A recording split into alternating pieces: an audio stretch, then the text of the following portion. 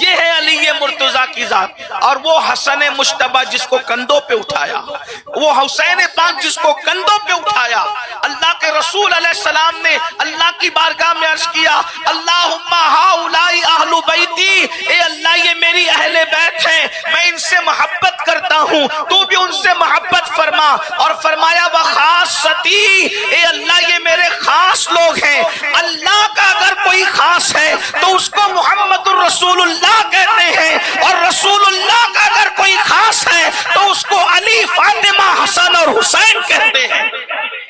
میرے بھائی جو نبی کے گلی کا کتا ہو جائے اس کی شان بیان نہیں کی جا سکتی، تو جو نبی کے خاص لوگ ہیں ان کی شان کیا بیان کی جائے۔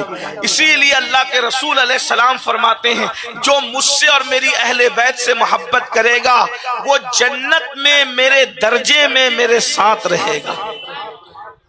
میرے ساتھ نہیں، صرف فرمایا جس درجے میں میں محمد رہوں گا اس درجے میں اہل بیت سے محبت کرنے والے رہیں گے۔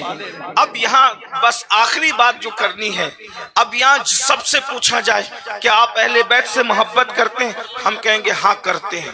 لیکن ایک بات آپ سے پوچھتا ہوں، جب اہل بیت سے محبت کرتے ہو، امام حسین سے محبت کرتے ہو، تو امام حسین کس کے خلاف کربلا میں گئے تھے؟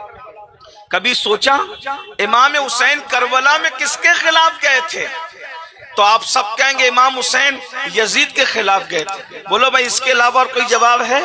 امام حسین کس کے خلاف گئے تھے؟ یزید کے خلاف۔ یزید میں کیا برائی تھی؟ کبھی سوچا یزید میں کیا برائی تھی؟ یزید صحابی رسول کا بیٹا تھا۔ ہمارے عقیدے میں حضرت امیر معاویہ رضی اللہ تعالیٰ عنہ صحابی ہیں، وہ صحابی کا بیٹا تھا، اس کی پھپھی رسول اللہ کی بیوی ہے سیدہ ام حبیبہ رضی اللہ تعالیٰ عنہ۔ پھر یزید سے جھگڑا کیا تھا؟ کبھی آپ سوچا، کبھی غور کیا؟ اس کی پھپھی ام حبیبہ مومنین کی ماں ہے، حضرت ام حبیبہ۔ غور کیجئے، وہ صحابی کا بیٹا ہے، پھر اس کے خلاف کربلا میں جانے کی وجہ کیا؟ نمبر ایک، یزید کلمہ پڑھ کے کلمے کا مذاق اڑا رہا تھا، اس لیے امام گئے۔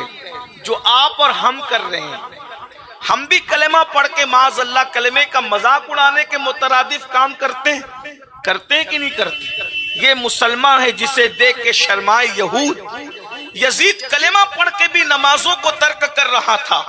بولو آج کلمہ پڑھ کے نمازیں چھوڑی جا رہی کہ نہیں چھوڑی جا رہی؟ جس دن امام علی مقام نے اپنا پورا گھر لٹایا نماز بچانے کے لیے، اسی عاشورہ کے دن ہم نمازیں ترک کرتے ہیں۔ امام علی مقام، یزید شراب پیتا تھا اور وہ شراب کو عام کرنا چاہتا تھا۔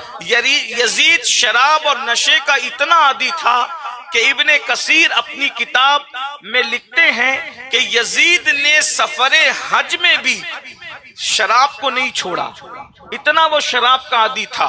امام علی مقام اس کے خلاف کھڑے ہوئے۔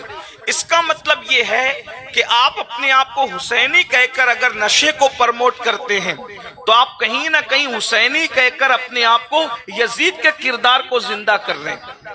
یزید بندروں کا ناچ دیکھتا تھا، آپ ہیرو کا ناچ دیکھتے ہو۔ یزید نشہ شراب کو عام کرنا، اس ظالم نے تو یہاں تک کہا، قاضی ثناء اللہ پانی پتی اپنی کتاب تفسیر مظہری میں لکھتے ہیں، اس نے کہا اگر مسلمان ہو کے شراب نہیں پی سکتے تو عیسائی بن کر کے شراب پیو۔ اس نے شراب کا اس طریقے سے پرموٹ کرنے کی کوشش کی۔ لیکن آج مسلمان اپنے آپ کو حسینی کہہ کر کہیں نہ کہیں وہ یزیدی کردار کو زندہ کر رہا ہے۔ خواجہ حسن نظامی اپنی کتاب میں لکھتے ہیں یزید عورتوں کا اتنا دل ڈالا تھا، ایسا پاپی تھا کہ اس نے اپنی سوتیلی ماں پر بھی پاپ کی نظر ڈالی، خود کی سوتیلی ماں پر پاپ کی نظر ڈالی۔ اب آپ بتائیں آج ہمارا تعلق عورتوں کے ساتھ کیسا ہے؟ ہمارا تعلق تقدس والا ہے یا جرائم اور پاپ والا ہے؟ تو میرے بھائیوں، اگر یزید سے نفرت اور امام حسین سے محبت ہے تو ہمیں کہیں نہ کہیں اپنے کردار سے ثابت کرنا چاہیے۔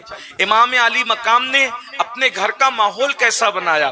اور ہمارے گھروں کا ماحول کیسا، امام علی مقام کے دل میں نماز کی ادائیگی کا جذبہ کیسا اور ہمارے دلوں میں جذبہ کیسا۔